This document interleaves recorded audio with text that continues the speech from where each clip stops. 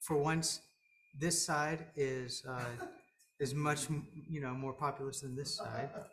Um, so, but that's how it's supposed to be tonight.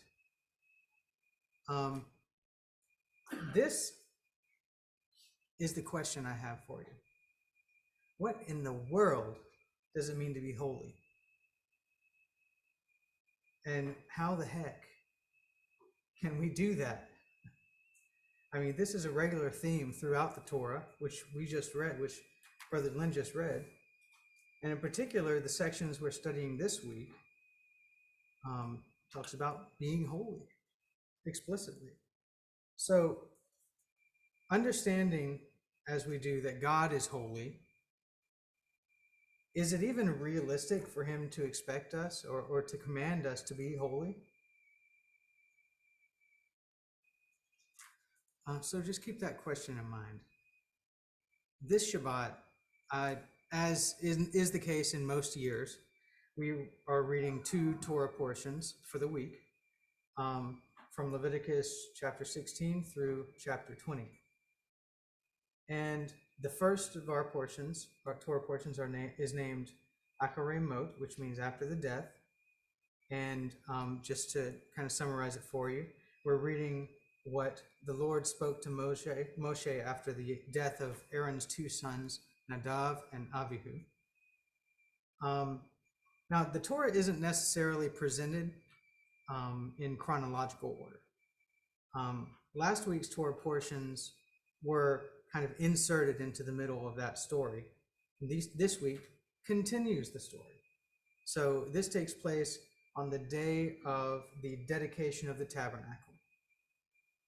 Acharei Mot begins with a focus on the awesome service of the high priest in Yom Kippur, the Day of Atonement, in the Holy Temple, the Holy of Holies, in fact. And it continues by telling us aspects of the service outside the tabernacle and forbidden practices and relationships. Then we get to chapter 19, and that's where we begin the second Torah portion we're reading this week. And it begins with these words. Adonai said to Moshe, "Speak to the entire community of Israel. Tell them, you people," that's y'all, "are to be holy, because I, Adonai, your God, am holy." So the Lord commands Israel, "You shall be holy, for I am holy," right? So how does that work exactly? Think of who's asking us to do this, first of all. I mean, holy in Hebrew is the word kadosh. And what it literally means is set apart or separated.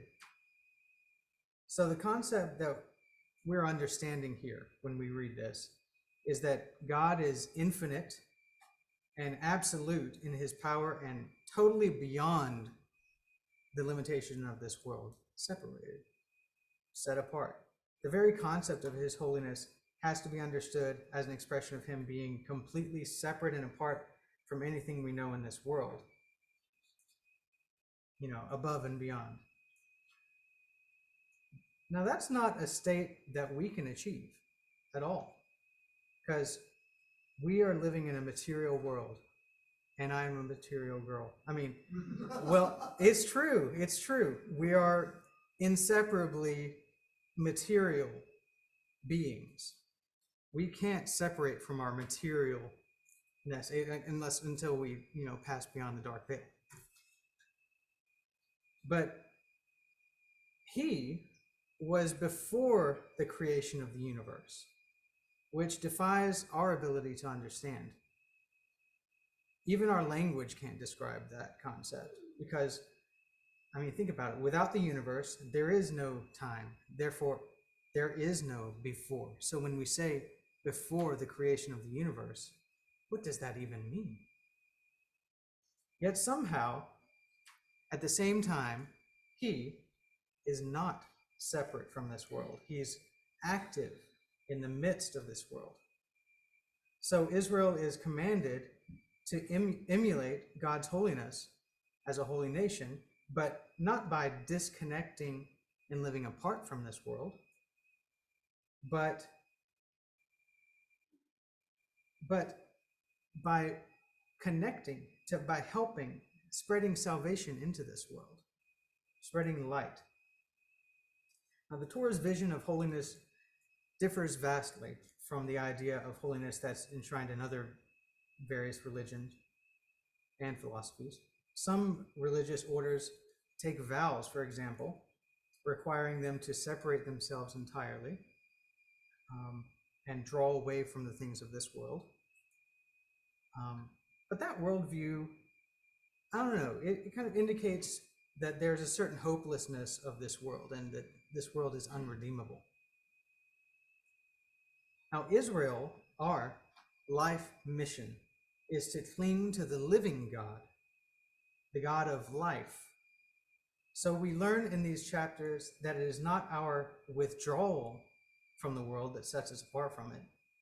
It's our interaction with it that proves we are separate, that we are set apart.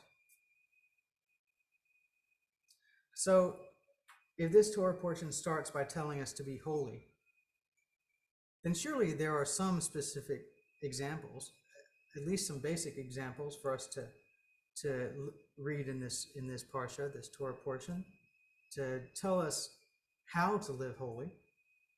So we look at these chapters, and what at first genuinely looks like a messy collection of random commands in no particular order, just kind of shuffled in there like they didn't have anywhere else for them to go. And so we look at that, and now we're trying to connect them somehow. Now, you can group these verses, some of these verses, into three categories. One, idolatry and pagan practice. Two, proper sexual conduct. Three, food laws, and in particular, eating blood. And I don't know about you, but that list reminds me of Acts chapter 15, in which the early believers were faced with kind of a dilemma on how to treat converts. And they concluded this short passage, they concluded by saying, therefore, this is Peter actually talking, therefore my opinion is that we should not put obstacles, which he read about, therefore we should not put obstacles in the way of the goyim, the nations, the converts who are turning to God. Instead, we should write them a letter telling them to abstain from things polluted by idols, from fornication, from what is strangled, and from blood. For from the earliest time, Moshe has had in every city those who proclaim him, with his words being read in the synagogues every Shabbat. Okay, that makes sense. But it's interesting. We just got through reading in previous chapters, last week, the week before, about everything that makes someone unclean, right? But now in this chapter, 19, we're starting to truly learn what is holy, not just what to stay away from, but what actually makes you holy. And I had to put this in because you read it. But in Matthew 15, as you read, Yeshua says, don't you see that anything that enters the mouth goes into the stomach and passes out into the latrine? But what comes out of your mouth is actually coming from your heart. And that is what makes a person unclean. For out of the heart come forth wicked thoughts, murder, adultery, other kinds of sexual immorality, theft, lies, slanders. These are what really make a person unclean. And those are all the topics that are covered in this chapter. Some commandments that we read, they apply to mankind's relationship with God, right? Now, these include prohibitions that we read this week about idolatry, forbidden mixtures, perhaps, the commandments of Shabbat, other ones. And the other category of mitzvot out of these two is that the commandments to do with mankind's relationship with his fellow man, other people.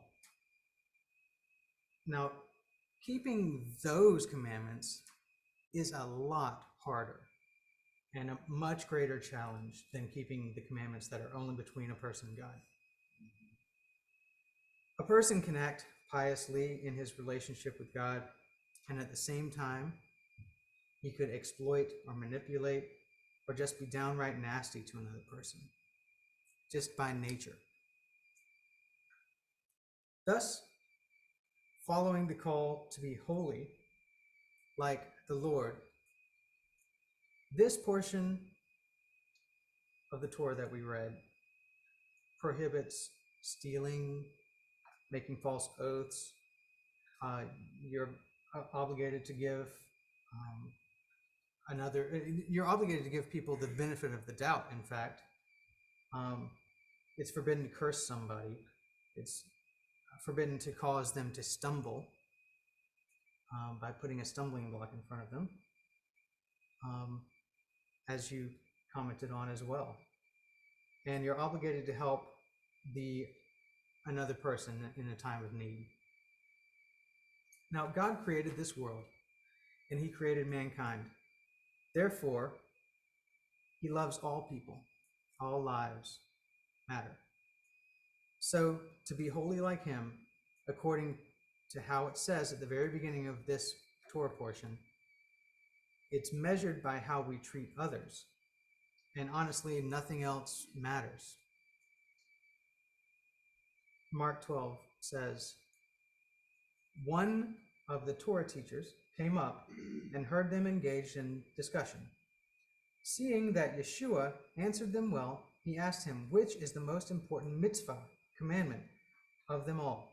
Yeshua answered, the most important is, Shema Yisrael, Adonai Eloheinu, Adonai Echad. Hear, O Israel, the Lord our God, the Lord is one, and you are to love Adonai your God with all your heart, with all your soul, with all your understanding, with all your strength. The second is this, you are to love your neighbor as yourself.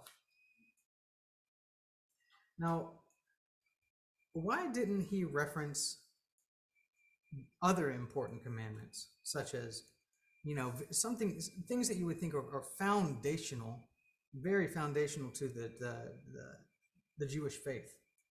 He didn't reference Shabbat. He didn't reference any of the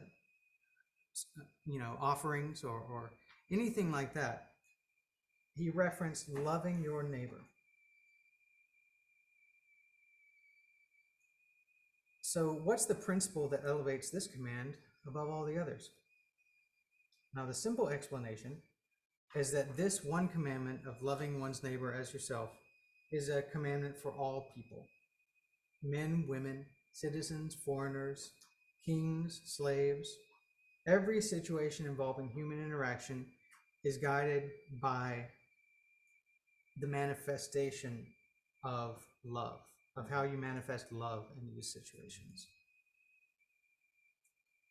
Since most of the Torah's commandments that we deal with are matters between people, this principle of loving one's neighbor is inseparable from every commandment, inseparable from life itself.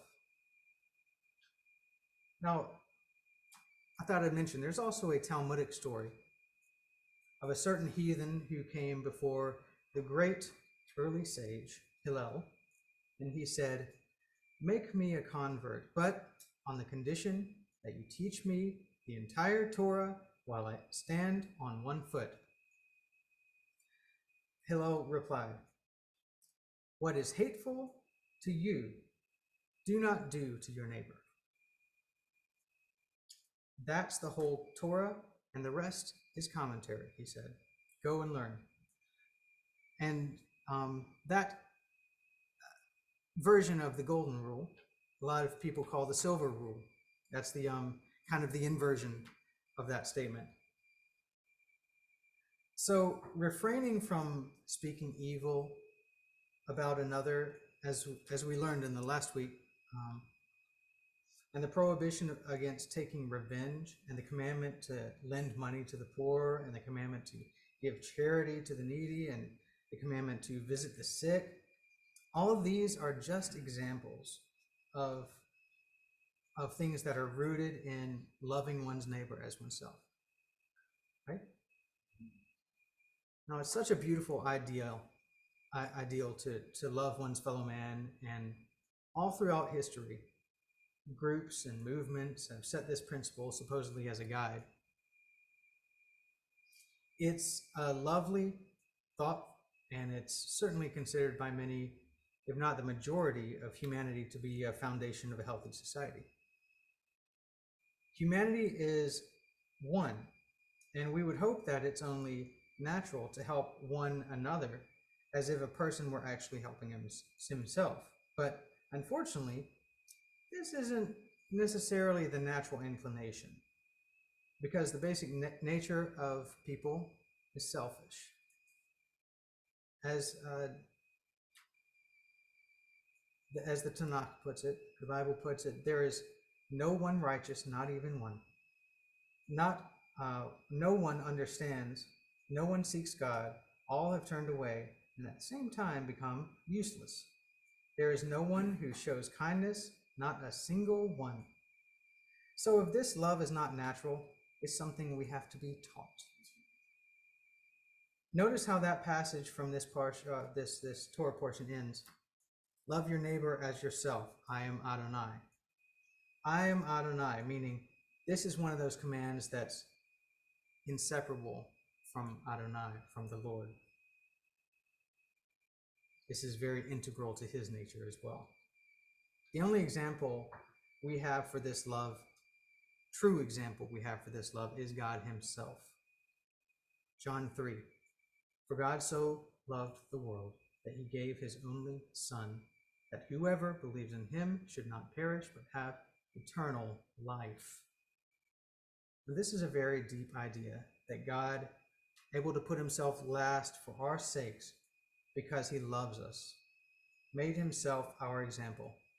In fact, we can see now that the two greatest commandments, to love God completely and to love our neighbor, are, along with the whole rest of the Torah, the same commandment in a sense. We don't put ourselves and our selfish interests first. Every commandment in the Torah is for instruction and practice of this. We are here to spread God's love, his message for salvation, and his help to those around us. 1 Corinthians chapter 13. I may speak in the tongues of men, even angels, but if I lack love, I have become merely blaring brass or a cymbal clanging. I may have the gift of prophecy, I may fathom all mysteries, know all things, have all faith, enough to move mountains. But if I lack love, I am nothing. I may give away everything that I own. I may even hand over my body to be burned. But if I lack love, I gain nothing. Love is patient and kind, not jealous, not boastful, not proud, rude, or selfish, not easily angered, and keeps no record of wrongs. Love does not gloat over other people's sins, but takes its delight in the truth. Love always bears up, always trusts, always hopes, always endures. Love never ends, but prophecies will pass, tongues will cease, knowledge will pass. For our knowledge is partial, and our prophecy partial. But when the perfect comes, the partial will pass. When I was a child, I spoke like a child, thought like a child, argued like a child. Now that I have become a man, I have finished with my childish ways. For now we see obscurely in a mirror, but then it will be face to face. Now I know partly, then I will know fully, just as God has fully known me. But for now, three things last: trust, hope, love. And the greatest of these is love. Shabbat shalom.